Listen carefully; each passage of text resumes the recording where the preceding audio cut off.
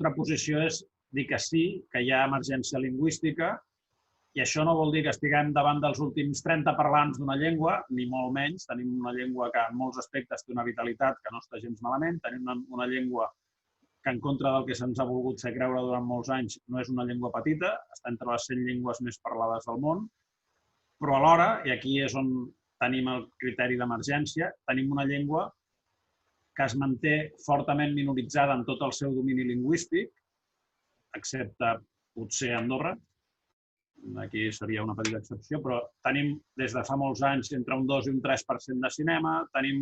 xifres de per sota del 10% en quant a sentències judicials, en quant a documents notarials, en quant a productes etiquetats en català,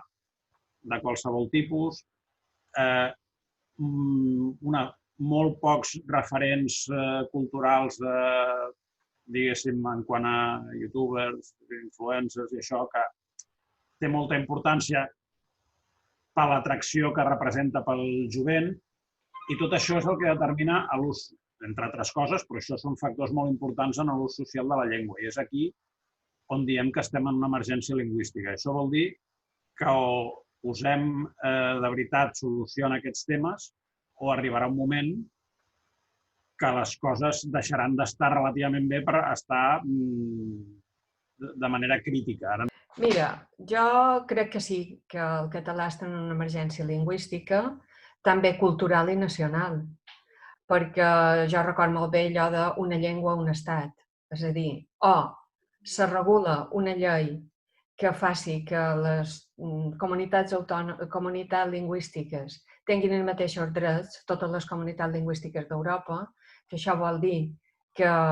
siguin oficials en el seu territori i tothom tingui el deure de conèixer-les, no crec que ens en sortim. Però sí que confio molt en la gent, en com s'ha conservat i en les entitats que fan feina per la llengua i pressionen les institucions perquè avancin d'una manera més clara. Perquè jo crec que les institucions ho fan molt, estan molt silenciades, les polítiques lingüístiques que hi ha són molt poc participatives, hi hauria d'implicar molt més gent i haurien de liderar les institucions, implicar tothom, i són de baixa visualització, si s'està fent res. Sí, totalment. Estic totalment d'acord que està en una situació d'emergència lingüística,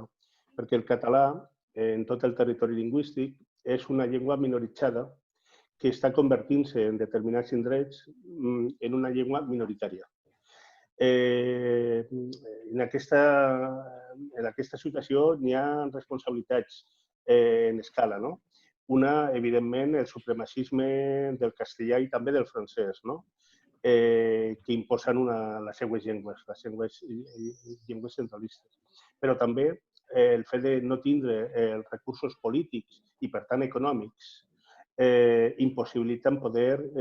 fer polítiques lingüístiques actives i modernes, adreçades a garantir una llengua en el segle XXI. I, per altra banda, des de les universitats, des de la gent que treballa el tema de la llengua, des de les entitats, tampoc hem sigut capaços, entre tots i totes, d'oferir alternatives concretes perquè els catalanoparlants sàpiguen què fer en cada moment i en cada situació concreta del territori per a defensar l'ús de la llengua catalana com una llei d'ús útil per a la vida i imprescindible per a la vida en el nostre territori. Sí, estem en una situació d'emergència i no tenim gaire temps per a poder revertir-la.